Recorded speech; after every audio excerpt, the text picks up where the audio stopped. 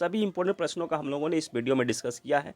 Video कैसा रहा comment में अपने विचार जरूर रखिएगा। राष्ट्रपति भवन के गणतंत्र मंडप में, तो गणतंत्र मंडप का पुराना नाम क्या था ये कमेंट में लोग बताइएगा। गणतंत्र मंडप, तो इस क्षेत्र को, रसिया के इस क्षेत्र को क्या कहते हैं ये कमेंट में आप लोग बताइएगा। इस क्षेत्र को क्या कहते हैं तो कमेंट में आप लोग बताइएगा। रसिया का जो ये भाग है रसिया। जय हिंद। स्टडी बसेरा के नए वीडियो में आप सभी का हार्दिक स्वागत है। चैनल पर नया तो चैनल को सब्सक्राइब कर लीजिएगा। वीडियो अगर पसंद आता है तो वीडियो को लाइक और शेयर भी अपने स्टडी ग्रुप में अपने फ्रेंड के साथ, रिलेटिव के साथ जरूर शेयर भी करते चलिएगा। चलिए स्टार्ट करते हैं आज का पहला प्रश्न। पेरिस पैरालंपिक 2024 का आयोजन 28 अगस्त से 8 सितंबर 2024 तक ये चलेगा पैरालंपिक।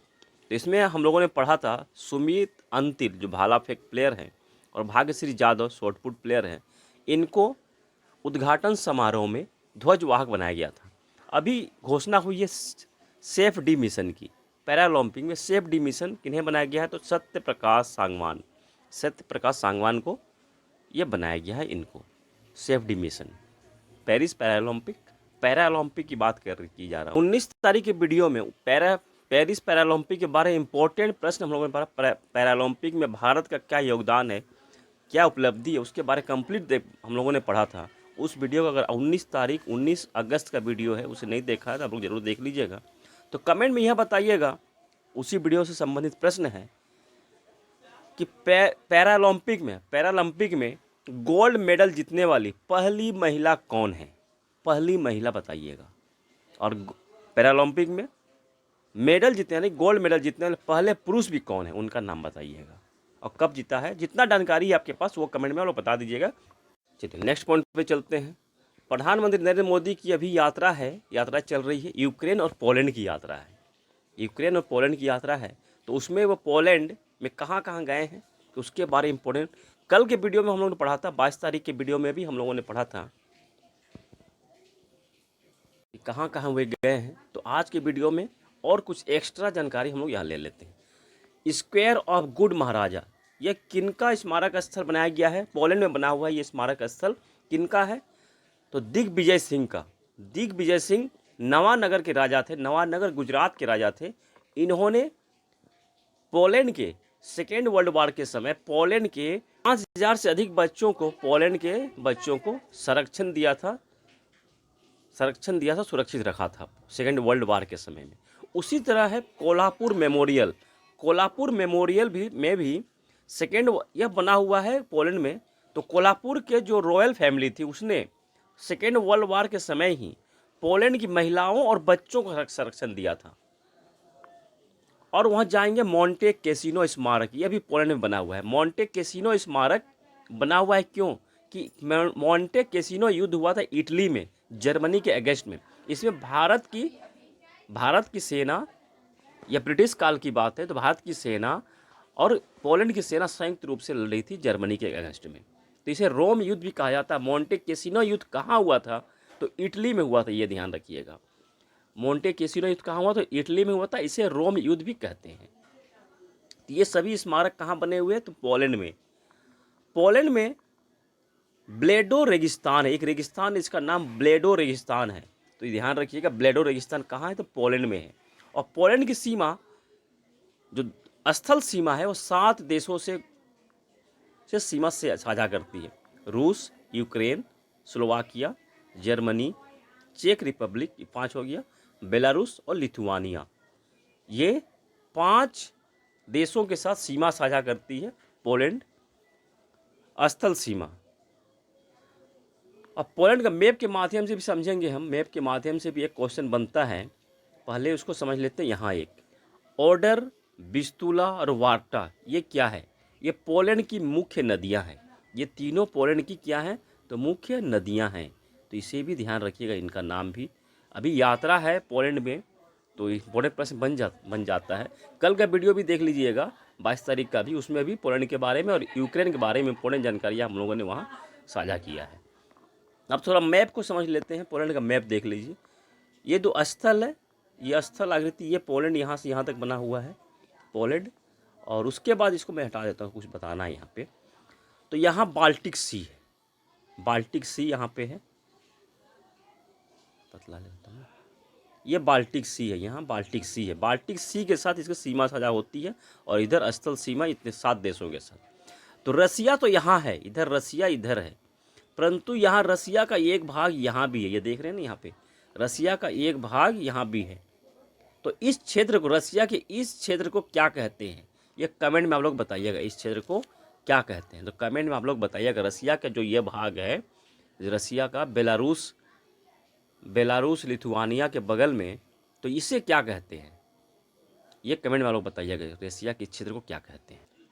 पहला राष्ट्रीय विज्ञान पुरस्कार, पहला राष्ट्रीय विज्ञान पुरस्कार 2024 वितरित किया गया है। कहाँ, किसके द्वारा, तो राष्ट्रपति द्रौपदी मुर्मू द्वारा वितरित किया गया है। कहाँ किया गया है, तो राष्ट्रपति भवन के गणतंत्र मंडप में। तो गणतंत्र मंडप का पुराना नाम क्या था, ये कमेंट में लोग बताइएगा, गणतंत्र मंडप का पुराना नाम क्या था। अभी हाल में ही गणतंत्र मंडप को नया नाम दिया गया है, तो पुराना नाम क्या था ये बताइए कमेंट सेक्शन में। तो 4 क्षेत्र में यह राष्ट्रीय विज्ञान पुरस्कार जो है 4 कैटेगरी में दिया जाता है। ये 4 कैटेगरी है। पहला विज्ञान रत्न, विज्ञान रत्न जो है वैज्ञानिकों का लाइफ टाइम अचीवमेंट पुरस्कार, ये समझ लीजिए लाइफ टाइम अचीवमेंट अवार्ड है। तो इस बार एक व्यक्ति को दिया गया है विज्ञान रत्न पुरस्कार, कौन है, प्रोफेसर गोविंद राजन पद्मनाभन, इनका नाम ध्यान रखिएगा। विज्ञान श्री पुरस्कार जो है विशेष क्षेत्र में वैज्ञानिक उपलब्धि के लिए, किसी विशेष क्षेत्र में वैज्ञानिक उपलब्धि के लिए दिया जाता है।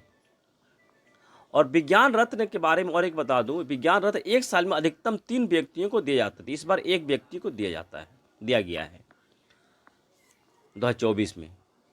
और विज्ञान श्री तो मैंने बता दिया, विज्ञान श्री विशेष क्षेत्र, किसी विशेष क्षेत्र में वैज्ञानिक उपलब्धि के लिए वैज्ञानिकों को दिया जाता है। और विज्ञान युवा शांति स्वरूप भटनागर पुरस्कार, ये युवा वैज्ञानिकों को दिया जाता है, युवा वैज्ञानिकों को यह पुरस्कार दिया था। विज्ञान टीम पुरस्कार, टीम में किसी टीम द्वारा नए इन्वेंशन किए गए उसको, उन टीम को दिया था विज्ञान टीम पुरस्कार। तो इस बार 2024 में चंद्रयान टीम को यह पुरस्कार दिया गया है, विज्ञान टीम पुरस्कार। यह पहला संस्करण है, ये भी ध्यान रखिएगा, पहला संस्करण। तो पहला विज्ञान रत्न पुरस्कार किन्हें दिया गया है, प्रोफेसर गोविंद राजन पद्मनाभन को। तो गणतंत्र मंडप का नाम बताइएगा आप लोग कमेंट में कि पुराना नाम इसका क्या था, गणतंत्र मंडप का। पहला राष्ट्रीय विज्ञान पुरस्कार हम लोगों ने देखा, और पहला राष्ट्रीय अंतरिक्ष दिवस भी मनाया गया है इस बार 23 अगस्त को। कब मनाया गया है, तो 23 अगस्त को पहला राष्ट्रीय अंतरिक्ष दिवस मनाया गया है। तो पहला राष्ट्रीय अंतरिक्ष दिवस 23 अगस्त 2024 में मनाया गया है, क्योंकि 23 अगस्त 2023 में चंद्रयान 3 चंद्रयान 3 ने चंद्रमा पर लैंडिंग करती थी, सफलतापूर्वक लैंडिंग हुई थी चंद्रयान 3 की। इसी की याद में हम लोग 23 अगस्त को राष्ट्रीय अंतरिक्ष दिवस मनाते हैं। तो पहला अंतरिक्ष दिवस है 2024 का। चंद्रयान 3 के लैंडर का नाम था विक्रम, जिसने लैंड किया था, और प्रज्ञान जो कि वहाँ घूमकर फोटो वगैरह क्लिक कर रहा था, उसका नाम था प्रज्ञान, रोवर का नाम प्रज्ञान था। इसे लॉन्च कब किया गया था, 14 जुलाई 2023 में इसे लॉन्च किया गया था, और 23 अगस्त 2024 को यह वहाँ लैंड कर दिया था चंद्रयान पर, चंद्रयान के दक्षिणी ध्रुव पर।